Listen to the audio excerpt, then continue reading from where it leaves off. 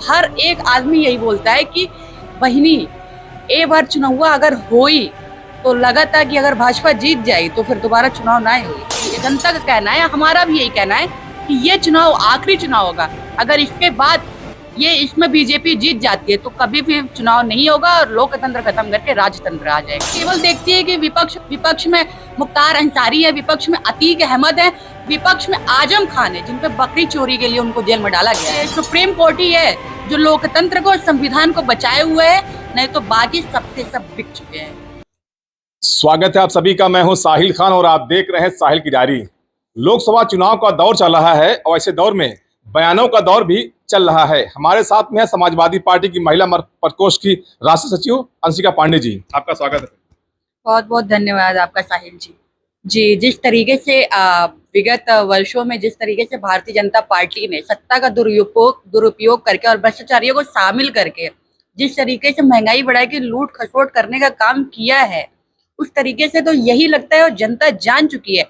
हमारे यहाँ काम करने वाले लोग आते हैं, वो हर समाज के लोग हमारे यहाँ काम करते हैं, लेकिन हर एक आदमी यही बोलता है कि बहिनी ए बार चुनाव अगर होई तो लगा था कि अगर भाजपा जीत जाए तो फिर दोबारा चुनाव ना हुई। ये गांव के लोग बोल रहे हैं और छोटे तबके के लोग ये बात बोलते हैं। ये ऐसा क्यों कह रहे हैं? भाजपा में क्या खराबी है? क्योंकि सभी लोग देखिए, न्यूज चैनल सभी लोग देख रहे हैं, ठीक है। खैर कुछ न्यूज चैनल हैं जो मोदी के गोद में बैठ के, इसलिए गोदी मीडिया बोला जाता है, मोदी के गोद में बैठ के वो लोग रिपोर्टिंग कर रहे हैं। उनको ना देख के बाकी जो आपके तरह जो पत्रकार है उनको देख के लोग यही कहते हैं कि जिस तरीके से भारतीय जनता पार्टी ने सरकार जहां विपक्ष की बन जाती है, चाहे कांग्रेस की बने चाहे कहीं किसी भी पार्टी की बने, ये लोग विधायकों को खरीद के जिस तरीके से पार्टी को तोड़ के अपनी सरकार बने, चाहे ये बॉम्बे में हुआ, आपका कहीं का भी ले लीजिए, जहां पे विपक्ष की सरकार बन जाती है तो ये लोग लोकतंत्र और संविधान के विरोध में जाके कार्य करते हैं। तो इनको नहीं मतलब है कुछ भी करने से। तो ये लोग साम दाम दंड भेद देंगे,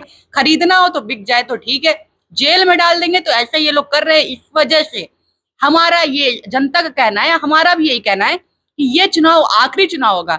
अगर इसके बाद इसमें बीजेपी जीत जाती है तो कभी भी चुनाव नहीं होगा और लोकतंत्र खत्म करके राजतंत्र आ जाएगा। लोग बिकते क्यों हैं? अब लोग बिक इसलिए जाते हैं, कोई कुछ खौफ से बिक जाते हैं, कुछ लालच में बिक जाते हैं। देश में कानून भी तो है। देखिए कानून भी उसी के सहयोग में रहती है जिससे सरकार होती है, ये सभी को पता है। इस बात से इत्तेफाक नहीं रखते हम। देश का कानून बिल्कुल। आप देखिए, क्योंकि कानून जो है वो ब्रिजेश सिंह को नहीं देखती है, वो धनंजय सिंह को नहीं देखती है, वो सुशील सिंह को नहीं देखती है, वो ब्रिजभूषण शरण सिंह को नहीं देखती है।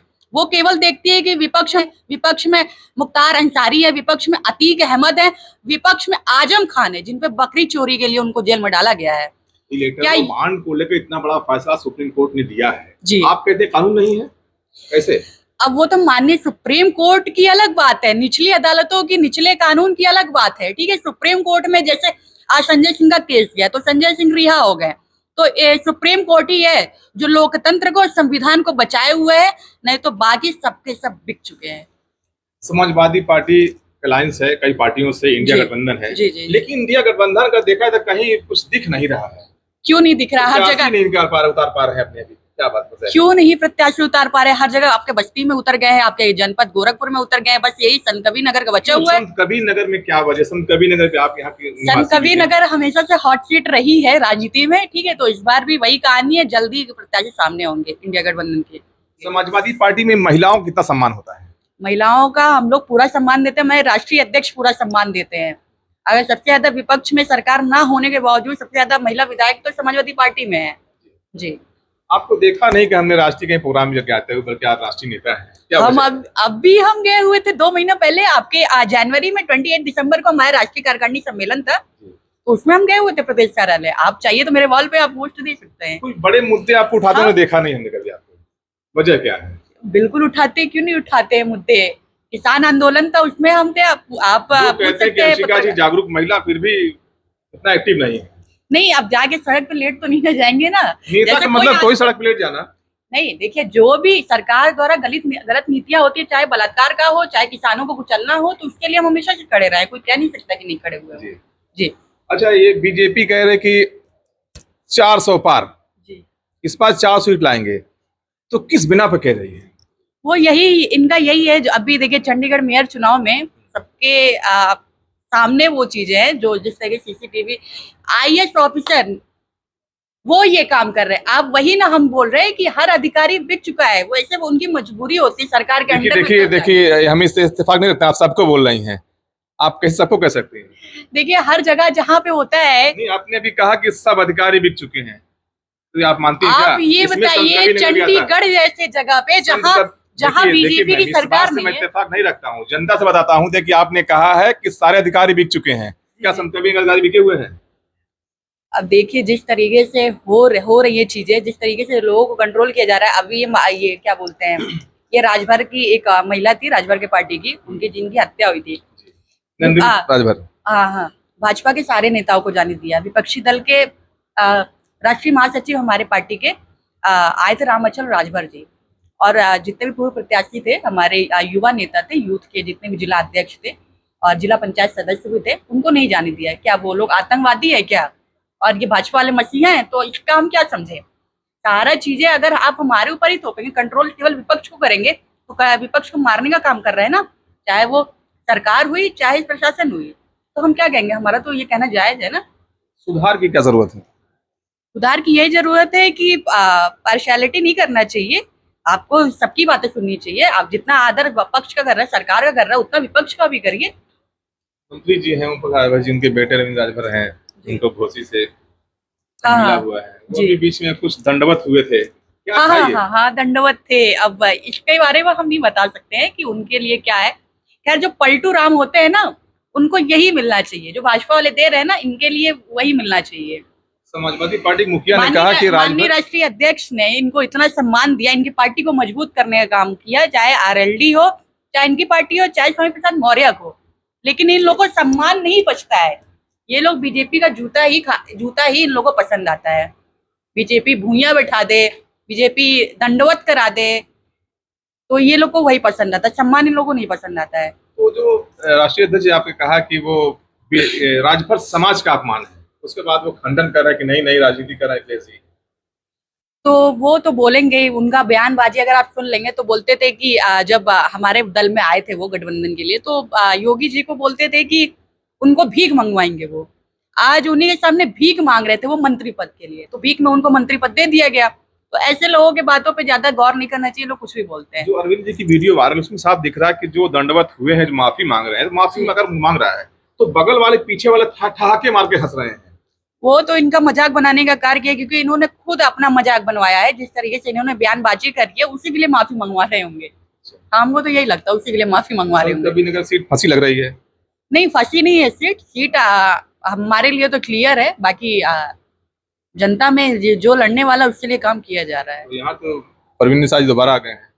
हाँ, वो तो आएंगे, क्योंकि इनके पास बीजेपी के पास कैंडिडेट नहीं रह गया है ना, कोई साफ सुथरा कैंडिडेट इनके पास रह ही नहीं गया है। विकास क्या तभी तो आए हैं ये? अभी क्या विकास किया? तभी तो आए हैं। वो खुद ही नहीं बता सकते क्या विकास उन्होंने किया। वो अपना काम गिना दे, हम जान जाएंगे तुरंत। तो पोस्टर डालते हैं अपने फेसबुक पर। वो लोग अपने काम पे कभी नहीं जीत पाएंगे। वो एक लहर देखते हैं, लहर में जीत गए, लेकिन इस बार उनकी जमानत जब्त होने वाली है। कितनी विधानसभा है संत कबीर लोकसभा में? आपने दौरा किया है? पांच विधानसभा, आलापुर, खजनी। कितने गांव होंगे से बताइएगा, लगभग कितने गांव होंगे? अब गाँव का हम नहीं बता पाएंगे, गाँव का नहीं बता पाएंगे। हजारों में होंगे ना? हजारों में क्या? तो क्या 5 साल में कोई सांसद या हर गांव में जा सकता है? पॉसिबल है चीज?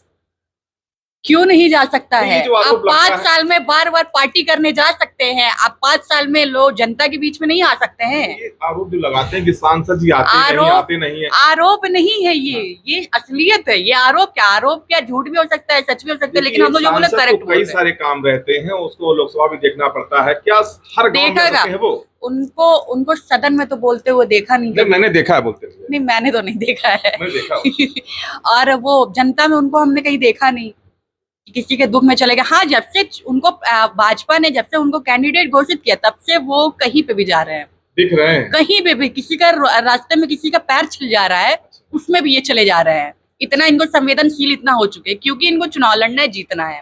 और जब ये जीते इस बार, फिर 5 साल के लिए गायब। वही का एक शेर है कि जब चुनाव हुआ तब भात मांगो तो पुलाव हुआ। हाँ, भात मांगो तो पुलाव हुआ। कब तक सीट यहाँ की घोषित हो जाएगी? ये हाँ, जहाँ तक सूचना मिली ईद के बाद हो सकता है। ईद के बाद जी। देखा जाए पार्टी में मनमुटाव को दिख रहा है यहाँ पर संसदीय निकाय में। नहीं, कोई मनमुटाव नहीं है पार्टी में। कल एक बैठक की गई है कार्यालय पर, लेकिन कई सारे नेता गायब मिले हैं, वो लखनऊ की परिक्रमा लगा रहे हैं। जी जी, लखनऊ में। क्यों ऐसा हो रहा है? जब पार्टी कार्यालय पर सबको मौजूद होना चाहिए, तो क्या अखिलेश यादव पर भरोसा उनको नहीं है क्या? अब देखिए, वो उनके विचार है। देखिए 125 करोड़ की आबादी है, 125 करोड़ की मानसिकता वाले लोग हैं, हम उस पर टिप्पणी नहीं कर सकते। नहीं, बात देखिए जमीन सी बात है। अगर सारे वहां पर सबको पदाधिकारी मौजूद होना है, तो इस नेता वहां लखनऊ में क्या कर रहे हैं? आखिरकार आना नहीं चाहिए ना? अब वो आपको उनसे पूछना चाहिए, वो लोग लखनऊ में क्या कर रहे हैं। राष्ट्रीय आप महिला नहीं, हम देखिए, हम वो नहीं है ना कि मैसेंजर नहीं है हम किसी के। मैसेंजर की बात नहीं है। देखिए आपका बयान एक अहम, आप नहीं, हम देखिए, हम किसी के वो उधर क्या कर रहे हैं, लखनऊ कोई बॉम्बे क्या कर रहा है, हम इसके बारे में नहीं बता सकते हैं। ये हमारा नहीं है। हम अपने पार्टी के बारे में हम क्या काम कर रहे हैं। कहने का मतलब है क्या अखिलेश यादव जी पर भरोसा नहीं क्या उन लोगों के? ऐसा ना किसी और टिकट दे दें। क्यों नहीं भरोसा है? बिल्कुल भरोसा है।